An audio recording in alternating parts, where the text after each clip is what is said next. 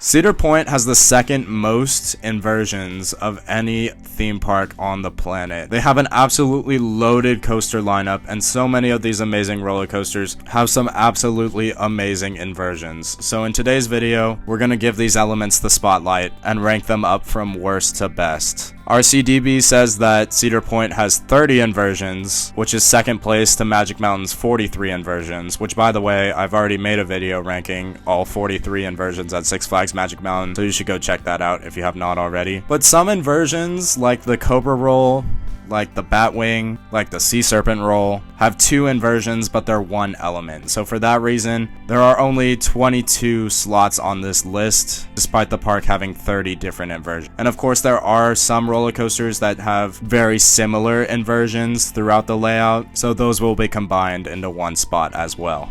Before we get started, please like this video, please leave a comment down below, let me know what you think of the inversions of Cedar Point. How would you rank them? And of course, please subscribe to this YouTube channel. My YouTube analytics tells me that we have over 30,000 returning viewers every single month, but we're nowhere near 30,000 subscribers. So if you've watched more than one of my videos, I would greatly appreciate if you subscribed. Also, one more thing, please go over to my Instagram account and give it a follow. I will be using that account for updates and like smaller scale videos, maybe like food reviews and stuff like that. So please go follow that account if you have not already. Thank you. Let's dig into this list. Starting things off at number 22, we have the vertical loop on Corkscrew. This might be the most generic inversion in the park. You can find these inversions on any aero looper. I'm gonna be perfectly honest, I have not ridden Corkscrew in a really long time. I only rode it on my 2018 trip to Cedar Point. I skipped it in 2021 and in 2024, but from my memory of this inversion, it just felt like any other aero vertical loop. Like, they're very tight, they're very compact, so it kind of feels like it snaps your neck at the top, which isn't the most comfortable sensation. And also, because Corkscrew is smaller scale, the intensity isn't what it can be on other aero loopers like Viper at Magic Mountain, but it's still a very historic inversion. This is technically the first inversion that guests at Cedar Point could have ever experienced, so that is pretty cool, which also justifies its ranking as at last place because everything else above it is much more modern. But before we get to those inversions, we're going to talk about number 21, which are the corkscrews on Corkscrew. So these back-to-back inversions are right over the midway. It's so iconic. Just like the vertical loop on this ride, this is a copy-paste element that you can find at many other parks around the world. Honestly, the best part about the corkscrews on Corkscrew is just the off-ride experience. It is totally a visual spectacle. It's very, very fun to watch. Moving up to number 20, we're going to the front of the park for a much more modern corkscrew. It's the corkscrew on Gatekeeper. So this element is very drawn out, very forgettable in my opinion. It's just kind of a basic B&M inversion, which we're going to talk about a lot of these. This one's very graceful. The wing coaster setup does give it a little bit of a unique dynamic, but in my opinion, it is easily the most forgettable and the weakest inversion on Gatekeeper. Moving on to number 19, we're going over to rougarou for the dive loop. So this is another very simple copy-paste B&M inversion that you can find pretty much anywhere, and obviously the floorless setup is a lot less unique than the wing coaster setup, but generally I do prefer dive loops over corkscrews, especially larger elements. Like, a larger dive loop will be better than a larger corkscrew. Corkscrews really shine when they snap, and the one on Gatekeeper just doesn't have that snap. Not to say that rougarou's dive loop is snappy, but dive loops are more fun because you crest up and then you get pulled down. It's just a fun motion, gaining speed as you're flipping upside down. It's very, very enjoyable. But in my opinion, rougarou's dive loop is the most forgettable inversion on that attraction. Keeping up the theme of B&M inversions, we're going back to Gatekeeper for the dive loop. So this element is the turnaround of the attraction. After your first pass over the front entrance, the dive loop will reverse your direction, and send you back towards the station. It's another pretty generic B&M inversion. It's literally the exact same motion as the element that we just talked about, but it does rank above the one on rougarou because the wing coaster setup is more unique and more interesting than the floorless coaster setup. I also do like how on most of the inversions on Gatekeeper, it's a little different between the right wing and the left wing. The corkscrew will be pretty much the same for both sides, but the dive loop, because of the profiling of the element, one wing will be higher than the other as you crest back down to ground level. Moving on to number 17 on the list. Back at rougarou, we're going to talk about the vertical loop on this attraction. It is the first inversion you experience on this roller coaster. It is very, very tall, very, very fun. I actually love vertical loops on a lot of floorless coasters because they're so large. It kind of feels like it gives you hang time at the top if you sit in the right row, and there's such a difference in speed from the bottom of the element to the top of the element, but the one on rougarou wasn't as noticeable as the vertical loop on a ride like Scream at Six Flags Magic Mountain. That's actually a really good element. Rougarou doesn't quite live up to that, but again, it's still really, really fun. It's not too different from a lot of vertical loops that you can find on other large-scale floorless coasters like Kraken or Dominator. So it's definitely a very, very fun moment. Moving on to number 16, keeping the large-scale B&M inversions moving, we have the immelmann on valravn. Just like the loop on rougarou, this is the first inversion you experience on this attraction. It is absolutely huge. I believe it's the tallest inversion in the park. I might be incorrect if someone wants to correct me in the comments, but I believe it's either this or the first inversion on Gatekeeper that we'll discuss later. The immelmann is just so large, and because it's connected to the valley with the first drop, it's a very intense crest up into the element, and then you just kind of twist out. So like the sense of speed towards the bottom of the element is definitely the most interesting aspect of it, because other than that, it's just a large-scale inversion that's low-key forgettable, honestly, despite the massive size. Number 15, also on valravn, we have the dive loop. So this element is much, much smaller, but like a lot of other roller coaster enthusiasts, I generally prefer dive loops over immelmanns. Cresting into the twisting motion at the top instead of cresting out is more interesting to me, and then you gain way more speed going down the half loop instead of turning out of the element. Plus, just like Gatekeeper, valravn has these really long trains, and because the dive loop is like a tighter element, I feel like the difference between the two edges are much more different on this element compared to the immelmann. But it's a very, very fun inversion. Number 14, we're going back to Gatekeeper for the immelmann. I know I literally just said that I prefer dive loops over immelmanns, but this one is really interesting because again, the wing seating is much more extreme even compared to the long dive coaster trains. And plus you have the visual element of having the immelmann underneath the lift hill of Gatekeeper. I think that's just very visually satisfying, and the valley coming into the immelmann on this attraction is actually very intense. It kind of shocked me on my rides in 2024. I was like, I didn't realize Gatekeeper had a moment which was that intense, you know? I was very, very impressed. So that is why I prefer the immelmann on Gatekeeper to the dive loop on valravn. Moving up to number 13, we are going back to rougarou for the corkscrew. This is a really, really fun inversion. It is pretty snappy, but it's not the snappiest corkscrew I've ever experienced. Like, there are definitely other floorless coasters out there that have snappier corkscrews than rougarou, but this one isn't bad by any stretch. It's actually really, really fun, which is why it ranks above a lot of taller inversions that we've discussed on Gatekeeper and valravn. The snap on a corkscrew is always going to be amazing, specifically in the edge seats, usually in the back. Moving up to number 12, we're going to Raptor for the first element on this attraction, which is the vertical loop. This is actually the snappiest vertical loop I've ever ridden. I was very, very impressed with it. It feels like you kick the sky because of how aggressive the top of this inversion is. It's such an amazing sensation. I absolutely love it. I love it on vertical loops that aren't as aggressive as the one on Raptor. So this element in particular just takes that feeling to 11, and it's absolutely euphoric. I love it. It might be one of my favorite vertical loops I've ever ridden, and it is the highest ranking vertical loop in this video.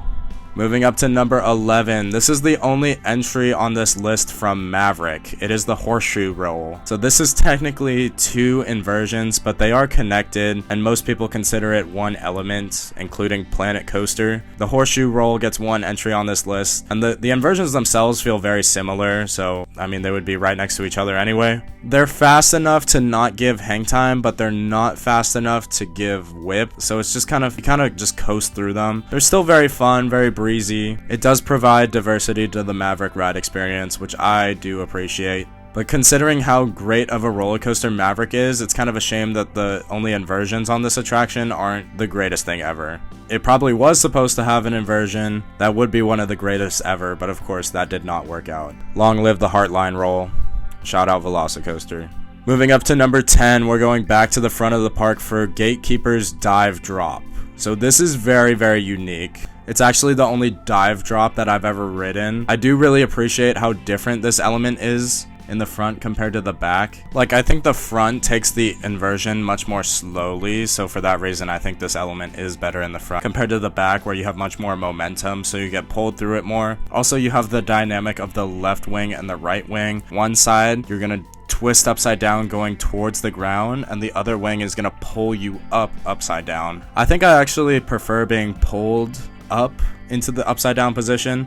I think it's a little freakier because you're gonna go up just to go all the way back down to ground level. Also, it is kind of scary being upside down that high off the ground. This was the other inversion that might be the tallest in the park, but I remember hearing that valravn's immelmann is now the taller element. But again, I could be wrong. Moving on to number 9, we're going back to Raptor for the Cobra roll. This is another entry on this list that is technically 2 inversions, but it is 1 element, so it gets 1 spot on the list. It is very, very snappy, very, very aggressive. This is probably one of my favorite Cobra rolls out there. I remember when I first rode Raptor in 2018, I didn't really brace properly, so I think I hated this element back in the day. But now that I know how to ride Raptor, like, be a little defensive, you know, get that head forward so you don't headbang, be prepared for the aggressive snaps on the roller coaster, and you can really enjoy the Cobra roll on Raptor. It is very, very fun. It's also very visually appealing. Moving on to number 8, we're going back to rougarou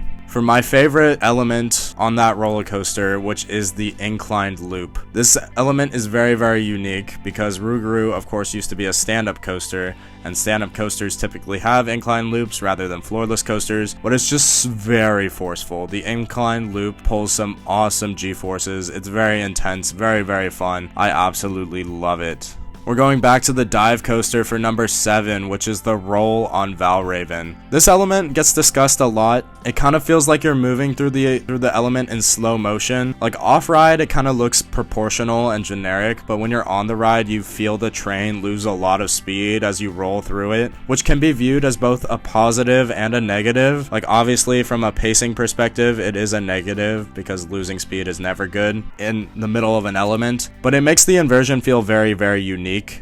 I think a great comparison to this element is the roll on Emperor at SeaWorld San Diego. That one is much faster, so they're both very, very fun elements, and I really like both. If I had to pick one, I would probably take the one on Emperor, but the one on valravn is still cool. And again, it's my favorite inversion on this roller coaster. Moving up to number 6, we have the first entry from the RMC, Steel Vengeance's first inversion. So this is kind of like a reverse death roll. Like, you twist up into the structure and then you keep twisting into like a turning element. So it is very long, very fun. You do lose speed as you gain elevation.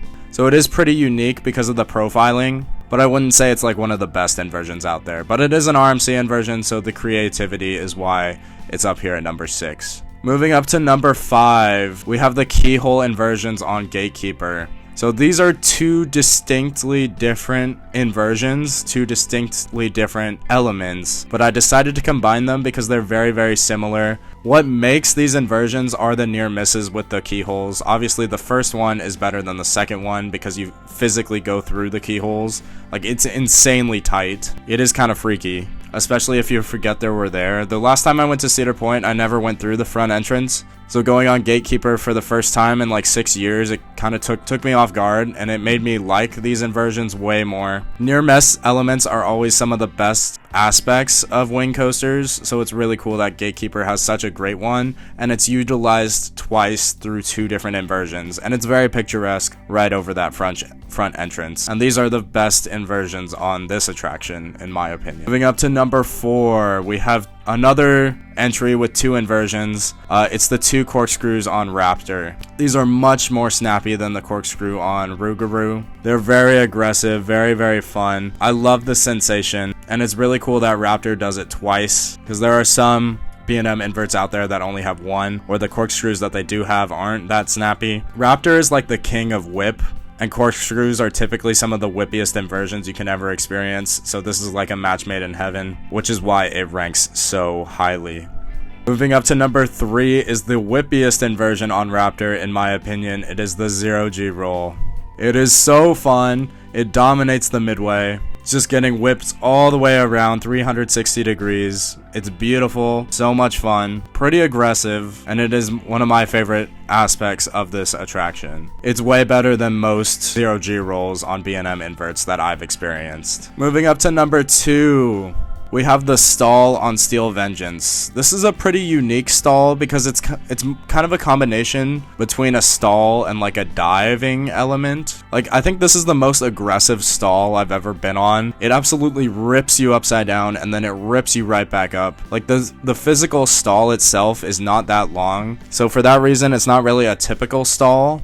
But I don't think that's necessarily a bad thing. I really appreciate how aggressive this is and how unique it is. It kind of feels like a signature element for Steel Vengeance, especially because it dominates the attraction. Like, it literally towers over the entrance area. It's one of the most visible elements when you're standing in front of the ride, so it is very cool. But my favorite inversions on Steel Vengeance and in all of Cedar Point are the final 2 rolls. So again, these are 2 distinct inversions, but they are pretty much identical. It's just perfectly floaty. It's pretty magical, feeling totally weightless as you roll all the way around. It is very fun.